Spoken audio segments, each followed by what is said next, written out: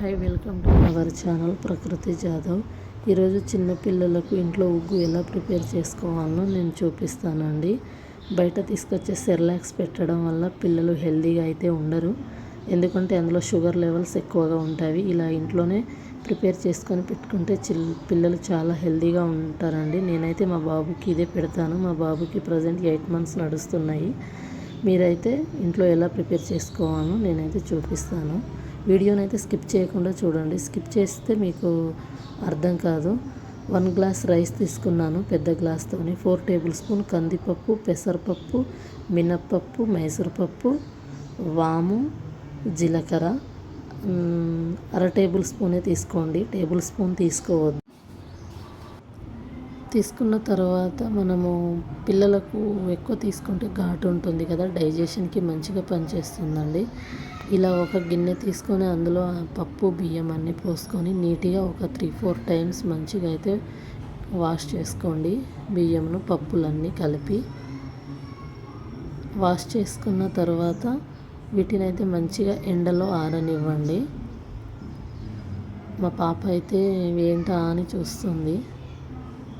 ఆరిన తర్వాత నేను ఒక గిన్నెలో తీసుకొని పెనం మీద పోసుకుంటున్నానండి. వీటిని వేయించుకోవాలి.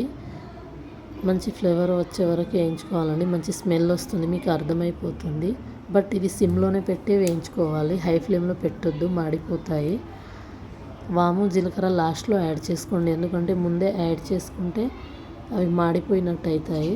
బాదం ఉన్నాయి కదా, అవి చిన్న చిన్న ముక్కలుగా దంచుకోండి. నేనైతే ఇట్లా దంచుకున్నాను చిన్న చిన్న ముక్కలుగా. తర్వాత వీటిని మనము మిక్సీ పట్టుకోవాలి. వెంటనే పట్టొద్దు, మళ్ళీ చల్లారాలి. పిండి ఇలా మిక్సీ పట్టిన తర్వాత ఒక మంచి గిన్నెలో చూసి వేసుకోండి. స్టోర్ చేసుకోవాలి మంచిగా. మూత అయితే లూజ్ ఉండొద్దండి, పిండి మెత్తబడిపోయి మళ్ళీ మనము రోజు మార్నింగ్ ఈవినింగ్ పెట్టుకుంటాం కదా పిల్లలకు, మెత్తబడిపోతుంది. నేనైతే మార్నింగ్ 2 spoon, ఈవినింగ్ 2 spoons పెడతాను మా బాబుకి. మార్నింగ్ ఈవినింగ్ పెట్టండి, ఆఫ్టర్నూన్ స్కిప్ చేసేయండి, ఎందుకంటే పప్పు రైస్ కదా అరగదు. ఇలా ఒక గిన్నె తీసుకొని టీ గ్లాస్తోని 1 glass వాటర్ పోసుకోండి. మీరు ఒకవేళ పిండి ఎక్కువ తీసుకుంటే వాటర్ కొద్దిగా యాడ్ చేసుకోండి. నేనైతే 1.5 glass తీసుకున్నాను. 1.5 glass వాటర్ తీసుకొని ఇట్లా ఉడికేటప్పుడు మనము వాటర్ అయితే ఇట్లా మంచిగా వేడవ్వాలి. వేడైన తర్వాత కొద్దిగా నెయ్యి తీసుకోండి, కొద్దిగా సరిపోతుంది.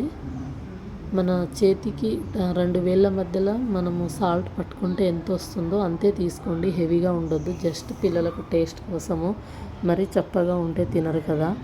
ఇట్లా వేడయ్యేటప్పుడే కొద్దిగా నెయ్యి, సాల్ట్ వేసుకోండి. మంచి ఫ్లేవర్ వస్తుంది వాటర్లోకి.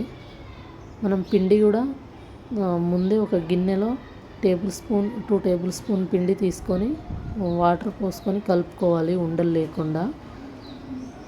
ఇలా ఉండలు లేకుండా కలుపుకోవాలి పిండిని. తర్వాత మనం గిన్నెలో పోసుకోవాలి. దీన్ని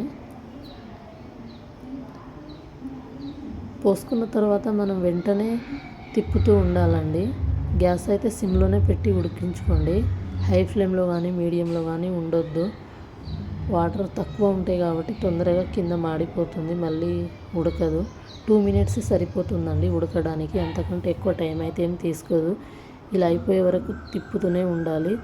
అది కొద్దిగా దగ్గరికి వచ్చేస్తున్నప్పుడు మనకు అర్థమైపోతుంది ఉడికిందా లేదా అనేది. వాటర్ కొద్దిగా ఇంకిపోతాయి, అది ఉడికినట్లు మనకు అనిపిస్తుంది.